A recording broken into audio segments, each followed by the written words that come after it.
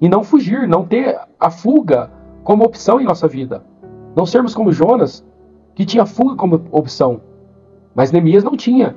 Como eu disse, Neemias poderia até morrer ali, reconstruindo os muros, mas ele não fugiria. Como ele não fugiu dos seus inimigos. Ele não fugiu da dificuldade que ele teve. E tinha muitas dificuldades, ao ponto dele construindo o muro, ter que construir um muro armado, com a espada nas mãos e talvez ali a colher de pedreiro na outra mão. Por quê? Porque mesmo com as dificuldades, mesmo passando por tudo isso, mesmo tendo que muitas vezes defender a sua própria vida, mas ele não foge. Assim deve ser a vida do cristão. Ter convicção do seu chamado e não fugir. Porque muitas vezes o medo quer fazer a gente fugir.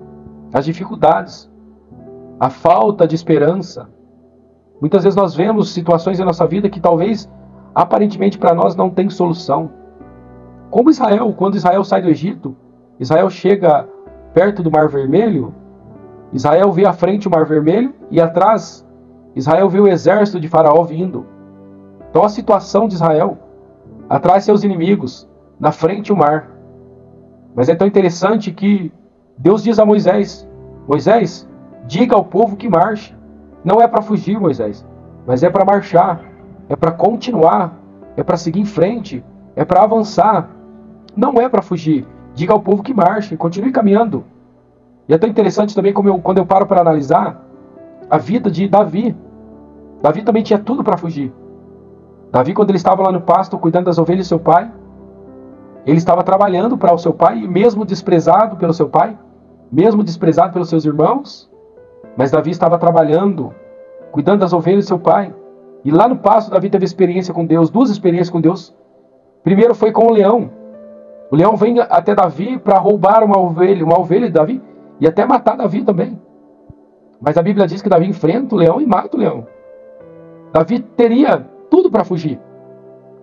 O medo, porque o normal do ser humano é ter medo de leão, é ter medo de um animal desse porte.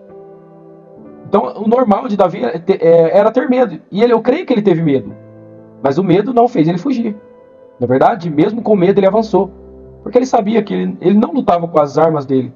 Ele não lutava com a força dele, mas com a força do Deus dos exércitos. E depois veio o urso. E Davi também não foge.